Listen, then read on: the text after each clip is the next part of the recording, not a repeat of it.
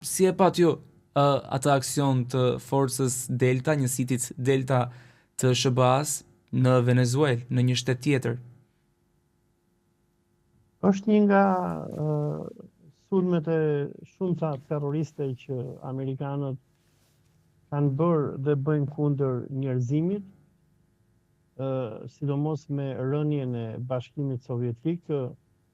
Amerikanët janë kthyer në shtetin më të rrezikshëm të rendit botror në botë, duke filluar që nga pushtimi i Panamas dhe rrëmbimi nga Panamaja i presidentit të saj Manuel Noriegës, lufta e parë dhe e dytë kundër Irakut, e cila përfundoi me shkatrimin e Irakut dhe ekzekutimin e presidentit irakian Saddam Hussein, lufta kundër Libis, e cila përfundoi me ekzekutimin e Muammar Gaddafit, lufta kundër Siris, e cila përfundoi me përmbysjen e qeverisë së presidentit Bashar al-Assad dhe dhënien vendit nën administrim ndaj Al-Qaidës, gjenocidi në Gaza nga 7 tetori i vitit 2023 deri në mesin e tetorit të vitit 2025, ku amerikanët mbështetën izraelitët në një nga gjenocidet më të tmerrshme në historinë e njerëzimit, dhe më pas sulmet dhe luftrat që amerikanët kanë bërë, dhe sidomos në presidentin Trump, bombardimet e Siris, e Jemenit, lufta 12 ditore kundër Iranit, lufta pa limit ndaj palestinezëve, bombardimi i Nigeris. Të gjitha këto janë tregues për botën e qytetëruar se çfarë regjimi terrorist sundon Shtetet e Bashkuara të Amerikës. Me rënien e Bashkimit Sovjetik, ku popujt e lindjes mbroheshin nga Bashkimi Sovjetik, amerikanët janë kthyer në vendin më të rrezikshëm për njerëzimin. Ata sulmojnë, vrasin, rrëdhën nga pushteti çfarëdo lloji udhëheqësi që nuk i bindet diktatit të tyre. Dhe sulmi terrorist që kundër kryeqytetit të Venezuelës, Caracas, në datën 3 janar të vitit 2026, dhe rrëmbimi që ju bë presidentit demokratikisht të zgjedhur të Venezuelës, Nicolas Maduras, tregon gjendjen e dëshpëruar në të cilën njerëzimi ka arritur sot, ku një superfuqi e vetme, superfuqia më e fuqishme e globit toksor, vret, bombardon njerëz pafajshëm, rrëmben president, përmbys regjime, dhe të gjitha këto i bën si pasojë e ideologjisë së saj fashiste. Po pse pikërisht SBA-ja ndërmori këtë aksion dhe pse pikërisht ndaj Venezuelës ka pasur kërcënim nga zoti Trump edhe ndaj Kolumbisë së fundmi? Po, pasi rrëmbeu Maduron, Trumpi kërcënoi Kubën, ku i tha presidentit të Kubës ketë kujdes, kërcënoi Kolumbinë, kërcënoi edhe Meksikën. Tani, justifikimi zyrtar që amerikanët kanë dhënë për sulmin që ndërmorën kundër Venezuelës është sikur në Venezuela, domethënë Venezuela është një nga qendrat kryesore të kontrabandës së drogës për në Shtetet e Bashkuara të Amerikës. Po kjo nuk është e vërtetë. Vendi kryesor që çon drogën në Shtetet e Bashkuara të Amerikës është Meksika dhe Kolumbia.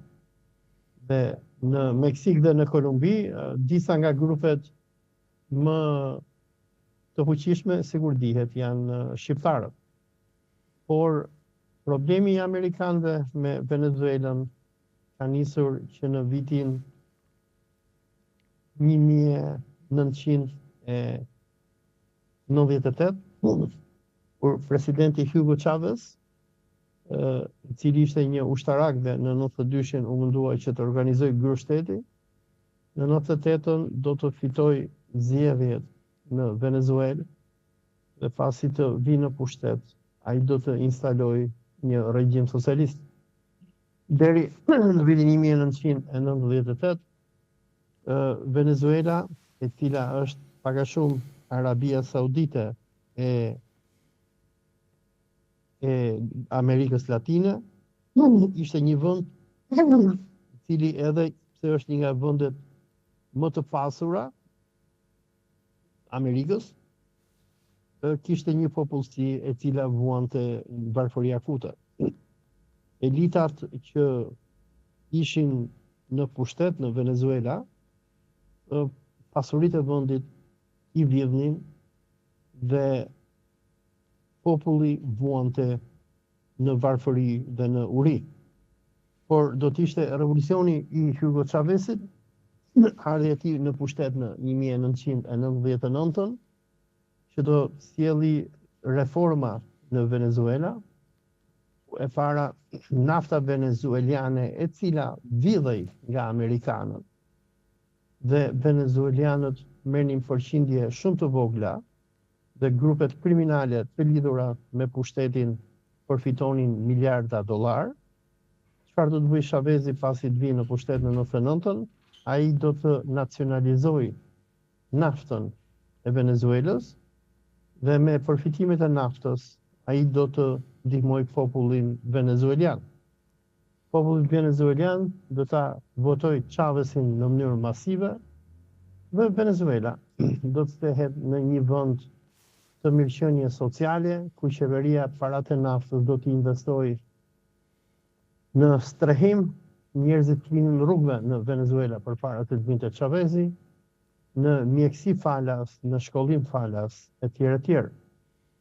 Venezuela me Hugo Chavezin do të ndryshojë edhe emrin e republikës së saj, do të quhet Republika Bolivariane e Venezuelës, ku Hugo Chavezi do të inspirohet nga udhëheqësi legjendar i Amerikës Latine, Simon Bolivari, i cili në shekullin 19 luftoi kundër perandorisë spanjolle dhe shliroi vendet e Amerikës Latine nga dominimi spanjoll. Dhe Hugo Chavezi do të ndjeki pak a shumë rrugën e Simon Bolivarit, por kuptohet që ai do të përfaqësojë edhe idetë e marksizëm-leninizmit për krijimin e një bote të lirë dhe pa dron. Me ardhjen e Hugo Chavezit në pushtet në 1999, Chavezi do të ndërtojë aleancë me një seri vendesh revolucionare në botë, por në veçanti me Kubën, ku Kuba do të kthehet pak a shumë në vendin kryesor i cili do të ndihmojë Venezuelën në rimëkëmbjen e saj ekonomike. Doktor, mësues, inxhinier, ekspert kubanez do të vinë në Venezuelë dhe do të zhvillojnë vendin, dhe në shkëmbim Venezuela do t'i shesi naftën pothuajse falas Kubës.